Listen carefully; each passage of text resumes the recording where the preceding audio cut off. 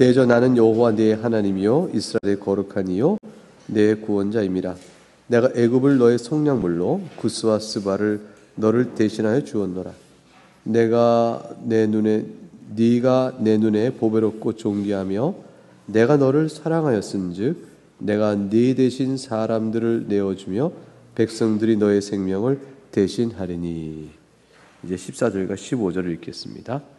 너의 구속자여 이스라엘의 거룩한 이 여호와가 말하노라. 너희를 위하여 내가 바벨론에 사람을 보내어 모든 갈대아 사람에게 자기들이 연락하던 배를 타고 도망하여 내려가게 하리라. 나는 여호와 너희의 거룩한 이요 이스라엘의 창조자여 너희의 왕이니라. 하나님의 말씀입니다. 하나님께 감사합니다. 여러분 나누신 핸드아웃을 보시기 바랍니다. 오늘 우리가 읽었던 본문은 다음과 같은 신앙 고백의 근거 구절이 되어집니다. 신앙 고백은 레슨 신앙 고백에서 5장 7절인데 그 7절을 같이 읽어보도록 하겠습니다. 시작. 하나님의 섭리가 일반적으로 모든 피조물에게 미치고 있는 것처럼 아주 특별한 방식으로 그분의 교회를 돌보며 교회의 유익이 되도록 모든 일을 질서 있게 정하신다. 하나님의 섭리에 관한 고백인데 그 중에서 특별히 특별 섭리라고 이름을 붙였습니다. 이 특별성은 특히 7절에 교회를 돌보며라는 교회와 연결되어져요. 교회의 유익이 되도록 하는 교회와 연결됩니다. 그러면 무슨 얘기가 되죠? 하나님의 섭리는 모든 피조물을 향하여 작용하시는데 그 모든 피조물을 향한 작용의 내용은 목적성이 교회에 두고 있다라는 것이죠. 여러분 오전에 하나님의 작정에 대하여 우리가 강설을 들었습니다. 하나님의 작정에 관한 강설이 개인별로는 하나님의 긍휼을 입은 자와 완악하게 되어진 자의 구별성 속에서 하나님의 작정의 목적이 결국 긍휼을 입은 자를 향한 구원, 그를 통해 긍휼의 영광과 공의 영광이 찬송되는 데 있다는 사실을 배웠죠. 이게 하나님의 작정이죠. 이 작정에 실행하실 때에 섭리적 측면에서 개개인을 향한 구원의 긍휼의 사역은 교회를 통해 드러나는 거죠. 그래서 교회를 향한 특별한 섭리 사역을 통하여 긍휼의 영광을 입은 자들을 불러내시는 귀한 작정이 실행돼 갑니다. 그러니까 오늘 보는 특별 섭리는 오늘 오전 강설 속에서 작정 안에 긍휼을 입은 자를 불러내시는 것과 서로 맞물리는 일이에요. 하나님의 작정 안에서는 긍휼 입은 자를 긍휼히 여기시는 일, 그것이 실행되질 때 교회를 불러내시는 특별 섭리를 통해서 이루어지신다. 이렇게 이해하시면 되겠습니다. 그러면 이와 같은 근거 구절의 내용을 마음에 두고 설명 부분을 읽도록 하겠습니다. 1쪽에 있는 첫 중간에 본절에서부터 읽어가도록 하겠습니다. 본절에서 교훈하는 요점은 하나님의 특별 섭리입니다. 지원아 이거 혹시 있어? 있어, 그렇지. 하나님께서는 저는 지원이를 사랑해요. 너무 이뻐요. 이런 말을 공식 강단에서 말하면 안 되기 때문에 참고 있어요. 근데 지원이 너는 장래 뭐가 될 것 같다. 뭐 이런 말이 막 나오고 참고 있어요. 제가 말 안 했어요. 아무 말도 안 해요. 오해하지 마세요. 그런 거 아닙니다.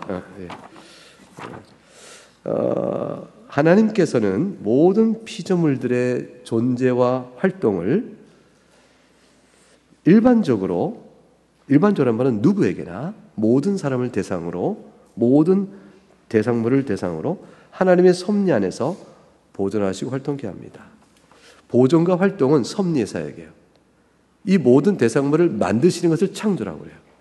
그러니까 하나님께서 창조하시고 모든 피조물을 창조하시고 창조한 모든 피조물의 존재와 활동을 보존하시고 활동케 하는 것, 그게 바로 섭리입니다. 됐죠? 하지만 하나님의 섭리는 이러한 일반적인 섭리에만 그치는 거 아닙니다. 모든 대상을 향한 섭리만이 아니고 하나님께서 그의 섭리 활동을 통해서 창조된 만물을 보존하실 뿐만 아니라 또한 그것들 전체 집단적 전체 그리고 각각의 활동을 통하여 개별적으로 또 전체적으로 하나님께서는 특별하고 특정한 목적을 작정하신 바대로 이루어 가십니다. 이 전자는 일반적인 모든 사람의 섭리는 일반 섭리라면 후자는 특별 섭리라고 말합니다. 신앙 고백서는 본 항목을 다루기 앞서서 5장 섭리 1절에서 읽어봅니다. 1절에서 뭐라고 했는지 쭉 따옴표 있는 데까지 읽어볼까요? 시작. 만물의 위대한 창조자이신 하나님께서는 모든 피조물들, 행동들 그리고 일들을 가장 큰 것으로부터 가장 작은 것에 이르는 것조차 그의 지극히 지혜롭고 거룩한 섭리에 의하여 그의 무오한 예지 그리고 그 자신의 의지에 자유롭고 불변하는 계획에 따라 유지하시고 관리하시고 배정하시고 통치하시며 자신의 지혜와 능력과 공의와 선과 긍휼의 영광을 찬미하도록 하십니다고 고백을 했습니다. 1절에서 우리가 이미 다루었던 것이죠. 1절에서 우리가 공부했던 건 뭘까요? 그게 5가지인데요. 첫째는 창조주 하나님이 섭리하시는 하나님이시다라는 것. 즉 작정은 하나님의 마음속에 있는 경륜이요 계획인데 그것을 실제로 만드신 피조물 사이에 나타내도록 하셔요. 그게 섭니다. 둘째는 크던 작던 모든 피조물과 그것들의 행동과 일들이 다 하나님의 섭리 대상이다. 하나님께 섭리하심으로 나타나는 거예요. 셋째는 하나님께서는 무오한 예지와 자신의 계획에 따라 섭리를 행하신다는 것입니다. 무오한 예지와 자신의 계획 줄치고 무오한 예지와 자신의 계획 줄치고 이걸 2글자로 뭐라고 하죠? 작정. 네, 작정이에요. 하나님의 작정에 따라 작정은 오류가 없는 미리 보시는 하나님의 지식과 지혜 그리고 자기의 계획 하나님의 경륜 의지의 경륜이라고 소요리문에서 배웠죠. 하나님께서는 자군 자신의 의지의 경륜에 따라 나타날 모든 일들을 정하십니다. 결정하십니다. 그때에 자신의 계획은 하나님의 의지의 경륜과 맞물려요. 그에 따라 섭리를 행하신다. 그러니까 무오한 예지와 자신의 계획을 따라 줄치고 작정에 따라 섭리를 행하십니다. 넷째는 만물 전체와 각각을 유지, 관리, 배정, 통치하는 일이 섭리 활동이라는 것입니다. 만물 전체 그리고 그 안에 있는 각각을 유지시켜줘요. 그리고 그것들을 잘 관리하시고요. 그것들이 어느 때 그런 일이 있으면 좋은지 배정을 하셔요. 바둑 같으면 포석이죠. 이게 또 이렇게 두는 거죠. 이쪽에 두고 이건 저쪽에 두고 하는 것처럼 하나님께서 배정을 하셔요. 내가 A라는 사람을 만나게 되는 일을 10살 때 만날까? 20살 때 만날까? 30에 40에 언제쯤 그 사람 만날까? 하나님의 계획 속에서 만나게 된 타이밍도 다 배정하시는 거예요. 이 땅에 사는 동안 어떤 일의 기회도 배정하신 대로 움직이는 것이죠. 때마침 그게 그렇게 됐으면 잘 됐어. 하나님 배정하시는 작정에 따른 섭리 때문에 이루어지는 거죠. 그래서 보존하시고 그것들을 관리하셔야 배정을 원래대로 하실 수 있잖아요. 그러니까 하시고 통치하시는 일이 하나님의 섭리 활동입니다. 마지막 5째는 이 모든 하나님의 섭리는 하나님의 지혜와 능력과 공의와 선과 긍휼의 영광을 찬미하도록 하는 것을 목적한다는 것입니다. 오늘 오전 강설 때 여러분 로마서 9장을 통해서 2가지 영광을 배웠잖아요. 하나는 하나님의 긍휼하신 분자를 통한 긍휼의 영광이요. 하나님 때 완악한 자들 하나님이 불순종에 대한 죄로 벌하실 때 나타나는 공의를 또 찬송하는 긍휼 입은 자의 영광. 그래서 하나님의 긍휼의 영광과 공의의 영광으로 2가지가 구분됐었는데 그것을 좀 더 풀어내면 하나님의 지혜로움, 하나님의 능력, 또 공의와 선과 긍휼의 영광 이렇게 더 많이 누릴 수 있죠. 그것에서 이렇게 하나님의 영광을 다 참여하도록 하는 게 목적입니다. 그러니까 내 인생을 통해서 내가 나에게 드려진 하나님의 모든 일하심은 하나님의 영광의 빛을 보이신 거예요. 그러니까 여러분 생각해 보세요. 내 인생 속에 지금 내 믿음 속에 하나님은 어떤 영광의 빛을 보이셨어요? 여러분에게 어떤 영광의 빛을 보이셨어요? 오래 참으심, 말할 수 없는 오래 참으심 영광을 보이셨죠? 또 선하심. 나는 하나님 앞에 악하나 선하게.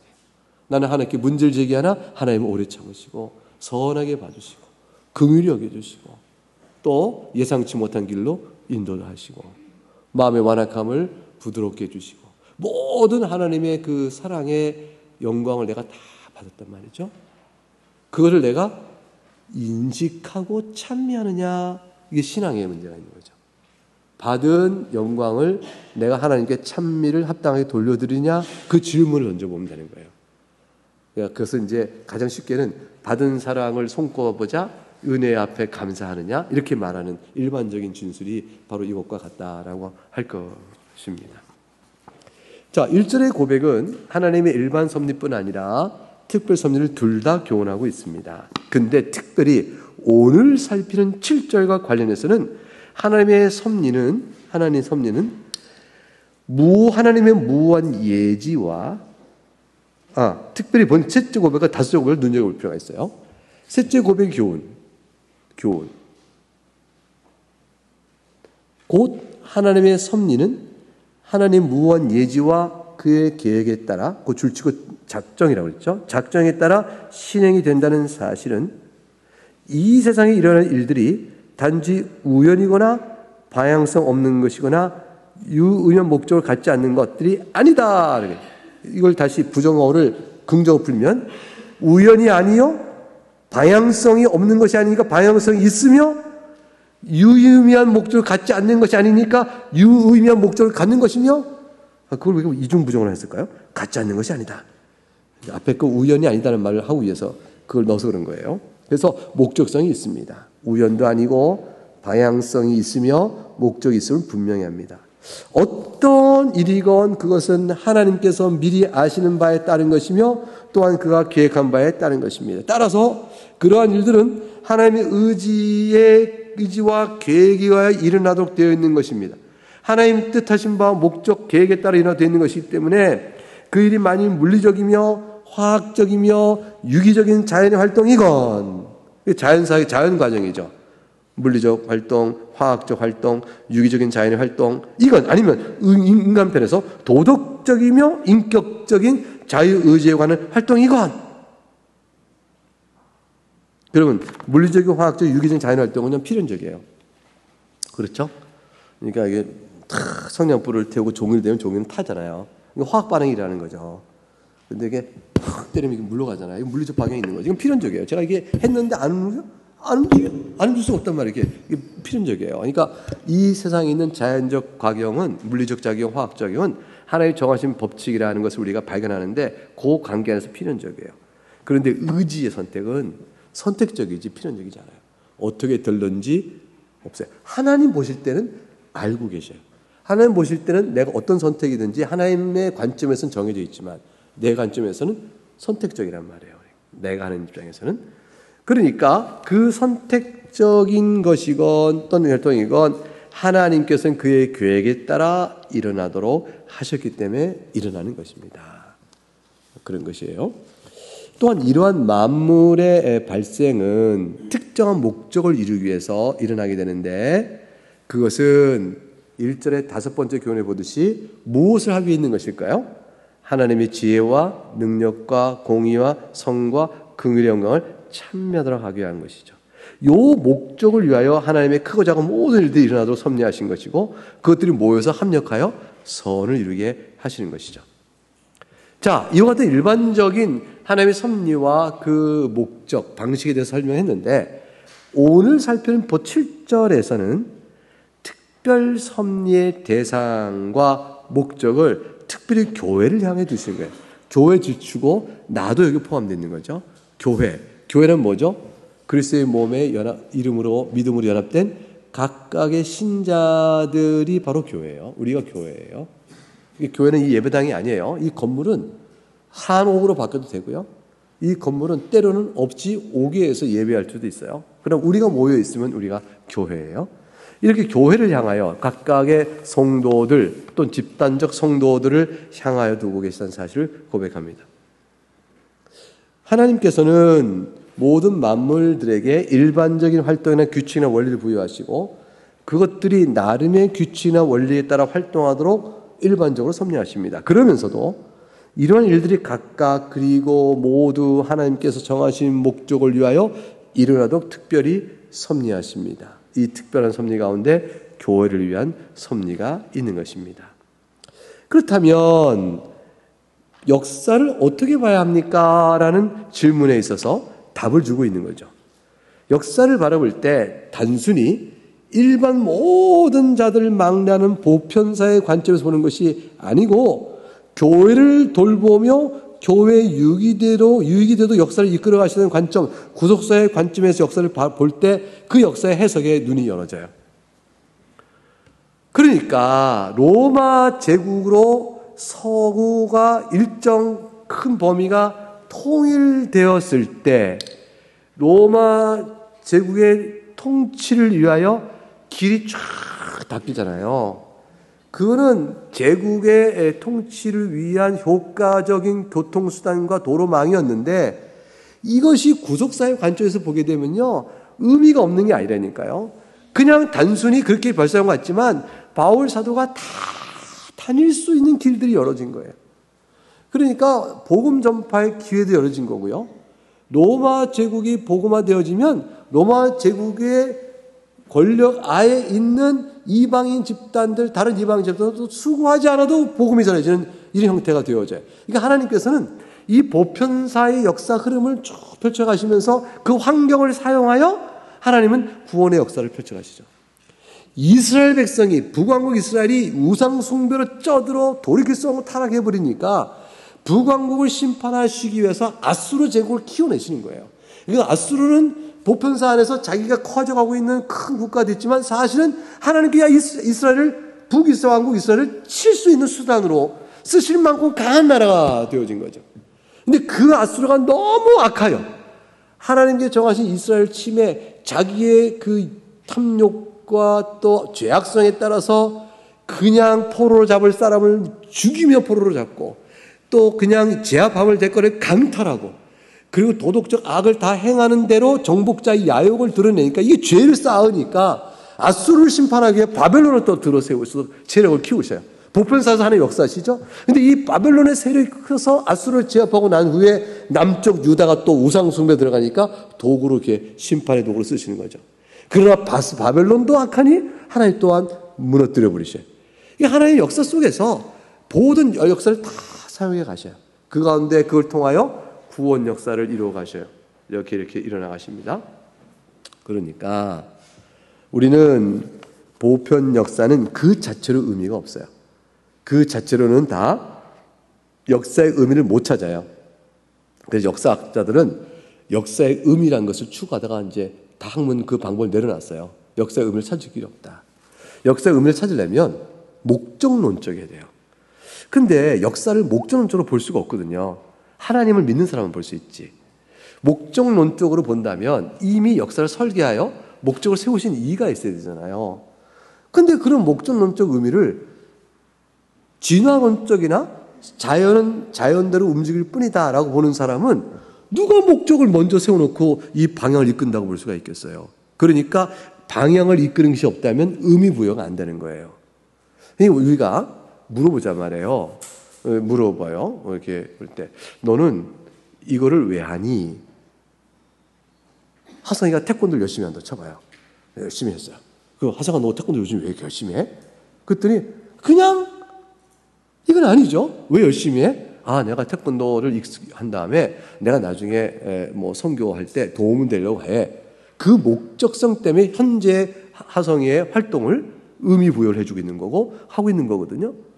그러니까 역사의 의미란 것은 역사의 귀결점이요 그 목적을 설정하시는 어느 한 분이 있어야만 돼요. 그러니까 하나님을 배제해 놓으니까 자연은 목적성 없이 흘러가요. 누가 목적을 결정? 그러니까 역사의 의미 추구할 수가 없어요.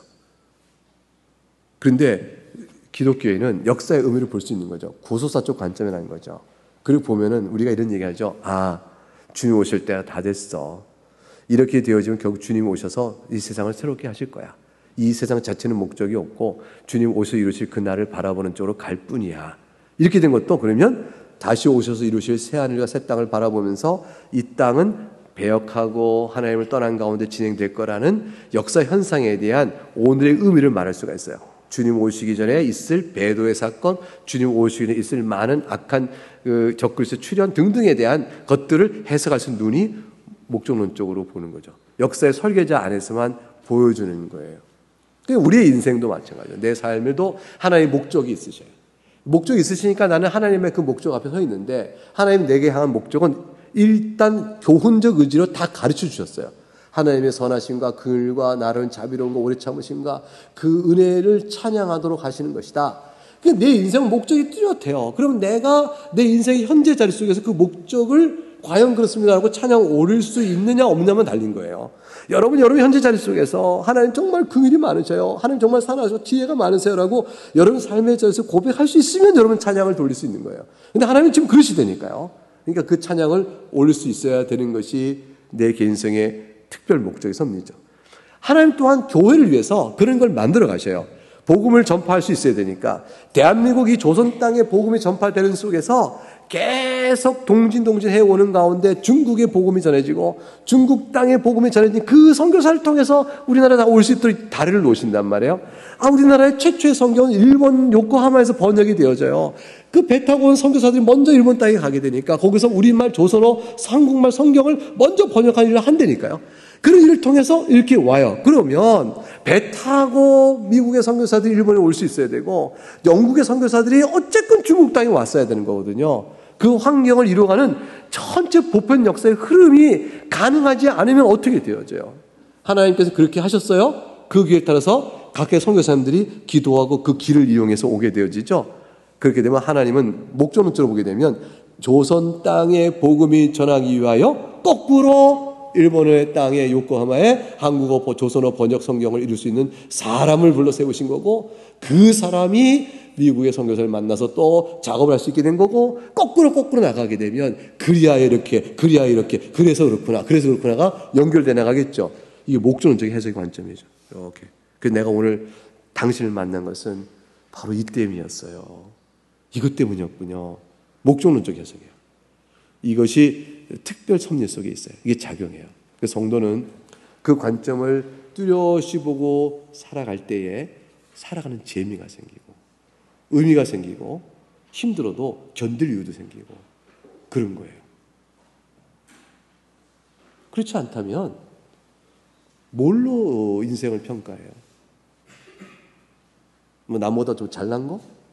뭐가 훌륭해요? 남보다? 훌륭한 거 없죠. 뭘로 비교를 할 거예요? 우리의 하나님 앞에 주신 바 목적이 부르심 앞에서 하는 것이다. 그런데 우리나라도 교회를 향한 하나님의 특별 섭리 때문에 이렇게 됐구나. 이런 것들을 생각해 보세요. 우리나라에 온 선교사님들이 선교사 올 때 그냥 와요? 조선 땅이라는 부름을 받아요. 일본에도 선교사가 갔고 중국에도 갔습니다. 라는데 거기에 있는 변방의 나라 조그만 조선이라는 곳에 아직 선교사 간 사람이 없네. 어느 집에서 이분이 도전을 받고 그 말을 듣고 나 조선으로. 이런 계기가 다 사용되잖아요. 하나님의 목적이든 부르심을 끌고 오는 거죠. 그러니까 항상 특별 섭리 가운데 역사되고 있고 그래서 우리가 오늘까지 있다는 사실이죠. 그래서 이게 의미의 관점을 보여주게 되는 겁니다. 그래서 밑에서 여섯째 올라가는 예를 들어 악을 행한 유다를 심판하기 위해 더 큰 악을 행하는 사납고 흉포한 갈대인을 들어 사용하시는 하나님의 섭리에 대하여 하박국 선지자가 제기한 의문을 생각해 봅시다. 선지자의 질문은 다름 아닌 하나님의 특별 섭리의 공의성에 대한 질문이었죠. 성경은 이 의문에 대해서 교회를 향한 하나님의 특별 섭리의 교훈을 통해 해답을 줍니다. 그러니까 이제 하박국 선지자가 하나님 보세요. 하나님의 언약 백성이 이렇게 타락했습니다. 이거는 안 됩니다. 하나님 징계하셔야 돼요. 이건 안 돼요. 라고 하나님께서 걱정하지 마라. 내가 징계할게 했더니 어떻게 해요? 했더니 갈대아인을 들어서 칠 거다. 하나님 갈대아인이 더 나쁜데 더 나쁜 사람을 데리고 어떻게 그래도 이 백성이 하나님의 징계받아야 하지만 이것들보단 덜해요. 근데 왜 이 사람들을 들어 치려고 하셔요? 라고 얘기하는 순간에 하나님께서는 걱정하지 마라. 이들의 죄는 이들대로 내가 또 징계할 것이요. 내가 갈대아인을 들어 이들을 치는 것은 공의롭다. 하나님의 공의는요, 더 나쁜 사람을 들어 왜 그래도 덜 나쁜 하나님의 언약 백성을 칩니까가 있는 게 아니에요. 하나님의 언약 백성 하나님의 언약부터 징계를 받고 더 나쁜 이들은 더 나쁜 이들의 그 악대로 하나님 또 심판하셔요. 그렇습니다. 그래서 밑에 둘째 줄 의인은 믿음으로 말미암아 살리라 하셨어요. 나는 여호와를 인하여 즐거워하며 나의 구원의 하나님을 인하여 기뻐하리라는 말씀에서 확인이 됩니다. 하박국 선지자는 하나님께서 역사를 주관하시고 통치하시는 특별 섭리를 믿었죠. 목적 있는 삶이에요. 특별 섭리 줄지고 목적성을 향한 섭리, 목적으로 끌어가는 섭리를 믿었습니다. 어떤 목적을 위하여 모든 역사를 사용하시는 하나님의 계획된 인도함, 그런 걸 믿었습니다. 그게 특별 섭리예요. 선지자가 제기한 의무는 특별 섭리에 대한 믿음에서 일어난 것입니다. 그리고 마침내 선지자는 교회를 돌보시며 교회 유익을 위한 하나님의 특별 섭리를 깨닫고 하나님의 지혜와 섭리를 찬양하는 것으로 하박국 선지자가 끝나죠. 다윗이 밧세바를 간음하고 그녀의 남편 우리아를 살해토록 교사한 범죄를 행한 일은 너무나도 슬프고 안타까운 일이 아닐 수 없습니다. 그러나 그 일은 인간의 전적인 부패를 일깨우는 교훈을 주었고 제사의 효력이 재물이나 의식 자체에 있는 것이 아니라는 교훈을 주었고 오직 하나님의 긍휼하심에만 우리의 구원의 소망이 있구나 사실을 절절하게 알려주는 교훈을 남겨준 거예요. 하나님 사용하신 거죠. 특별 섭리가 있는 거죠. 이 불행한 다윗의 사건은 교회를 향한 특별 섭리 가운데 일어난 일이라 볼 수 있어요. 다윗이 그렇게 쓰임받았다 해서 다윗이 죄가 없는 게 아니라니까요.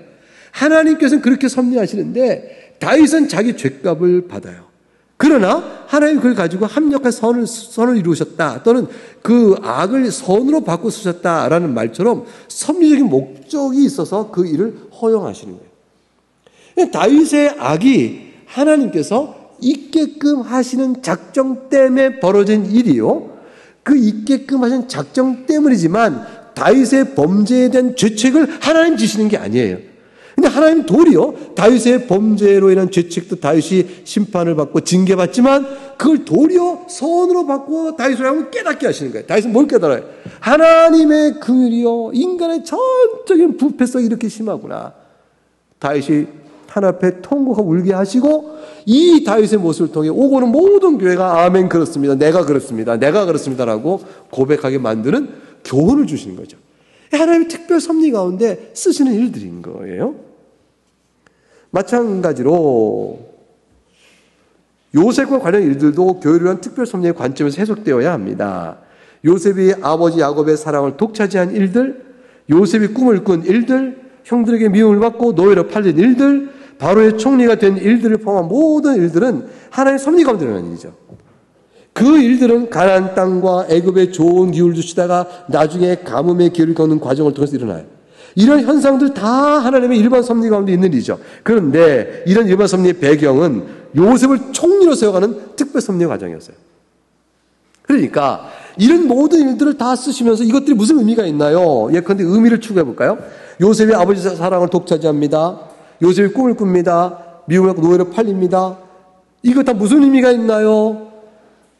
그 자체로는 의미를 규명하기 어려운데 1년에 이것들을 구슬들을 꿰보는 거죠.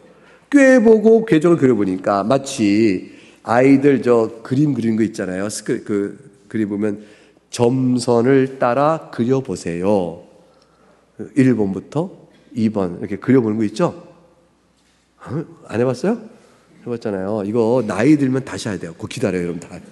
이게 어릴 때 하고 나이 들면 다시 하는 것. 그 점수를 따라 그려보면 뭐가 드러나요? 코끼리, 기린, 사자, 왕자, 왕공 이게 다 드러나잖아요. 아이들은요 점선을 따라 그 전까지 그 그림을 점선만 보고 바로 그 실체를 모를 수가 있어요. 애들 눈에는 안 보일 수 있어요. 근데 또 많은 점이 있어도 번호표 된대로만 그려라. 그러면 많은 점들을 놓고 번호만 찍어놓은 데를 그려낼 때 그 번호를 미리 눈으로 그려야 애들은 실체를 모를 수 있어요. 애들 눈에는. 근데 하나님 눈에는 이미 실체가 있는 거죠. 그려보니 나타나듯이 하나님의 작정 가운데 그려진 것이 있는데 야곱이 하필이면 요셉만을 편애적으로 사랑해. 형제 간에 불화가 생겨. 그런 실수를 해요. 무슨 의미가 있습니까? 그 자체는 무슨 의미를 찾을 수 있겠어요? 근데 더 큰 의미를 따라서 붓을 꿰듯 그 점선을 따라 그려보니까 애굽의 총리라는 요셉의 모습이 쫙 드러나는 거예요. 하나님이 이러한 섭리는 요셉을 애굽의 총리로 만드는 가뭄이 있게 되는 것. 풍요롭다가 가뭄이 있는 이거 다 기후 재난의 하나님의 섭리인데 이것조차도 요셉을 애굽의 총리로 세우는 거, 꿈 해몽 이런 거 다, 하필이면 보디발의 아내의 유혹, 뿌리침 이런 일도 요셉의 인생이 나쁜 일인 것 같은데 다 쓰시는 거예요. 다 쓰셔서 애굽의 총리라는 커다란 하나님의 목적성이 있는데, 애굽의 총리가 끝인가요? 애굽의 총리로 말미암아 그려지는 구세주 되신 예수 그리스도의 사역을 드러나는 데까지 이게 암시가 있단 말이에요. 하나님의 그 특별 섭리의 목적은 그렇게 사용돼 가는 거예요. 예사로운 게 하나도 없죠. 예사로운 게. 그 성경을 읽을 때 이 점선을 그려 하나님의 영광의 빛과 구속사적인 의미가 뭔가를 점선을 따라서 그려내는 것, 숫자를 따라, 이게 바로 성경을 읽어가는 신학적 구조예요. 이런 것들을 모르면 성경을 통해서 오늘 예수님이 일어나셨다, 나도 일어나야지, 예수님 기도, 나도 기도해야지, 뭐 이렇게 그저 일자로 이렇게 보게 되죠. 해석적 의미를 심층적 해석적 의미를 못 보게 되어지죠. 이런 것들을 찾아서 읽어 나가면서 하나님의 의미 역사를, 성경 속에 담은 역사 속의 의미를 보게 되는 것, 이게 신학이죠. 이런 것들을 우리가 하게 되어져요. 이게 목적론적 특별 섭리 때문입니다. 그러나 그것은 요셉만을 위한 섭리가 아니었습니다. 그것은 야곱의 가족들 모두를 구원하는 섭리였으며, 후에 가나안 땅으로 돌아가 야곱의 12지파를 이루어 아브라함에게 주신 언약을 성취하는 섭리이기도 하였습니다. 아브라함의 언약의 성취를 위한 섭리였으며, 교회를 돌보시며 교회의 유익을 위한 특별한 섭리였던 것입니다. 아울러 지금 성경은 원본이 없죠. 수많은 사본들이 존재합니다. 사본들을 통해 성경의 내용들과 교훈들을 보존할 수 있도록 하나님이 섭리하셨어요. 그리고 온 세상에 복음을 전하는 데 도움이 되도록 세상의 여러 사건을 이끌어가신 일들도 모두 교회를 돌보시고 교회 유익을 위한 하나님의 특별 섭리로 해석될 수 있습니다. 그러면 보세요. 나그네 교회를 통해서 여러분의 개인의 영혼이 일깨워지고, 또 나그네 교회를 통해서 새로 믿는 사람도 생기게 되어지고, 또 주저앉았던 신앙이 다시 힘을 얻어간다면 주 예수 복음 사역에 유익되는 부분이 있을 거 아니에요? 그것들은 모두 하나님의 특별 섭리로 교회를 세우시고 여러분이 나그네 교회를 만나게 하시고, 또 이 교회 안에서 한 교회 회원으로 신앙생활을 하게 하시는 하나님의 특별 섭리가 있는 거예요. 이 예사로운 게 하나도 없어요. 우연히 있는 게 아니란 말이에요. 우연히 있는 게. 그래서 아직 신자가 아닌 사람이 마침내 복음을 듣고 그리스도 앞에 나오게 된 일련의 모든 사건들은 다 하나님께 그를 불러내시는 섭리로 인한 것입니다. 이것은 바로 개인의 측면과 관련한 섭리이면서 교회를 돌보며 교회의 유익을 위한 특별 섭리입니다. 이러한 특별 섭리의 교훈으로 인하여 모든 신자는 궁극적으로 다음 같은 고백으로 하나님을 찬양드리게 됩니다. 읽어볼까요? 시작. 우리가 알거니와 하나님을 사랑하는 자 곧 그의 뜻대로 부르심을 입은 자들에게는 모든 것이 합력하여 선을 이루니라. 이것입니다. 모든 일을 합력하여 선 줄치고 구원에 이르도록, 또는 하나님의 긍휼의 영광을 찬양하는 영적 복됨에 이르도록, 그거예요. 영생에 이르도록, 영생을 누리는 구원이 내게 잘 이루어지도록, 또 영생에 합당한 신앙의 양태가 내 안에서 잘 세워지도록, 실현되도록 하신 그게 복이에요. 그게 선이에요. 여기서 말하는 선이라는 게 모든 합력하여 결국 나를 그리스도의 형상을 닮아가도록 하는 데 유익이 되게 하십니다. 이렇게 하시면 됩니다. 네, 여기까지 해서 오늘의 말씀을 마치겠습니다.